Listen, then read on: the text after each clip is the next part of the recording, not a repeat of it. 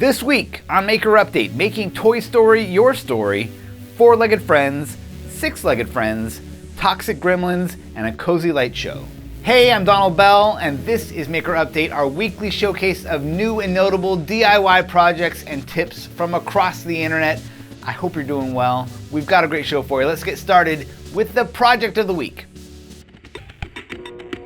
There are a lot of great projects this week, but the one that stood out for me as something I'd never seen before is this project from Hun Han. The project is called Hush, and the idea here is to give kids a glimpse into a Toy Story-like reality where they can indirectly see their toys come to life. The build consists of a laser-cut acrylic box with a removable lid. Inside the box you have LED lights, a small webcam, and an Arduino Nano. And on the outside of the box you have a switch for night and day, a dial to change the scene, and a little window that actually points down to an iPhone screen. In setup mode, the iPhone window just shows a live feed of the camera inside the box. So you just use it to place and frame up the scene with the toys. You can switch between night and day and dial in the atmosphere: rainy, snowy, sunny, or party mode. The magic happens when you close the lid. Making use of a nearby computer, it takes an image of the scene and uploads it to an AI video platform along with a set of instructions, partly informed by the atmosphere settings you just defined. What you get back is a short video clip that plays on the iPhone screen and makes it seem as though the objects inside have come to life. It's a super playful idea, and I like how it picks up on this trope we all know from Toy Story and The Indian in the Cupboard, where toys only come to life when they're not being observed. It also reminds me a little of this other project we featured before called Dream Recorder, where you talk to the device about your dream and it constructs a video based on what you've shared. In a world where there's a lot of justified attention and repulsion around AI-generated social media videos and slop, I find it refreshing to know that it's also possible to do fun, light-hearted things with these tools. You can find Hun Han's full project notes using the link in the description.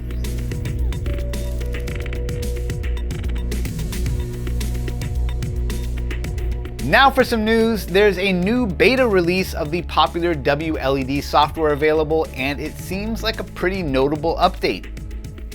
Version 16.0 beta brings GIF support, a new particle system, custom fonts, Hub 75 matrix support, DMX input, transition blending, and a lot more.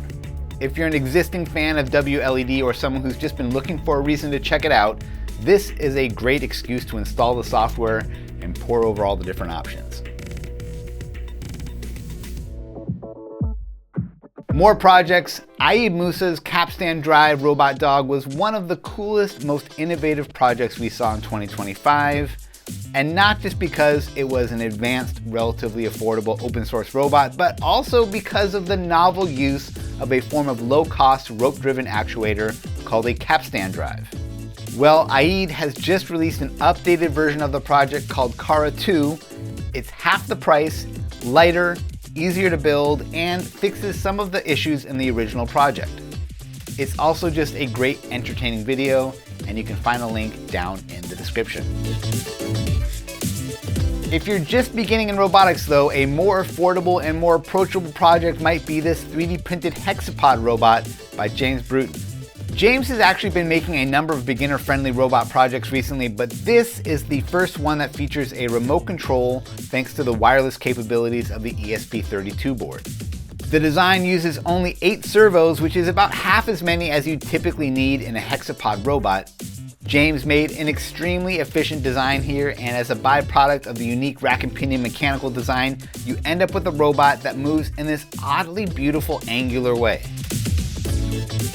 And from Andy Warburton, an exceptional and beautifully documented cyber deck he calls the Gremlin. There are 2 things here that, for me, really make this stand out. One is just the exposed quick swap 18650 rechargeable battery along the bottom.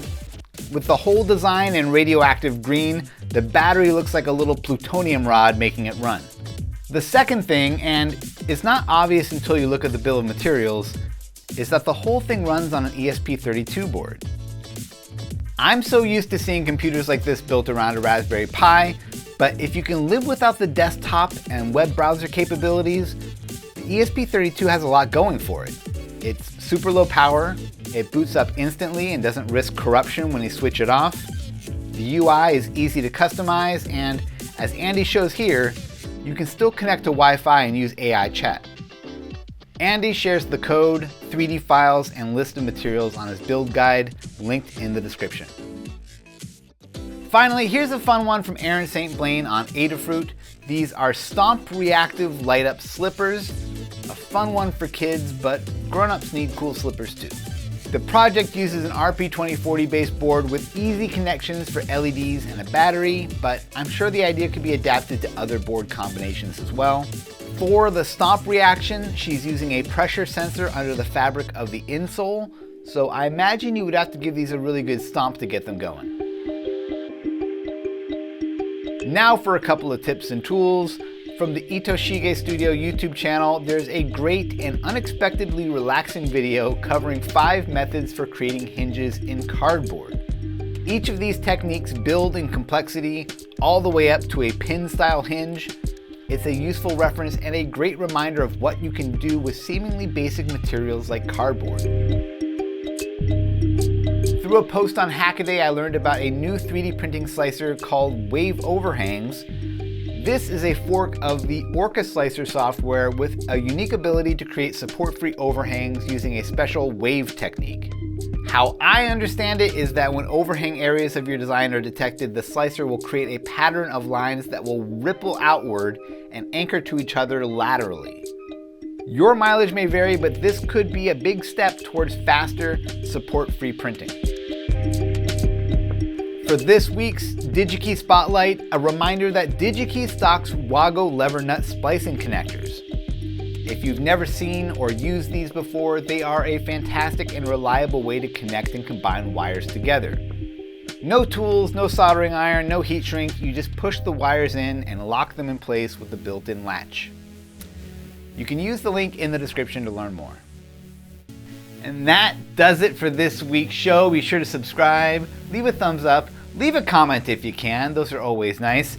A big thanks to DigiKey for making this show possible, and thank you for watching. I'll see you soon.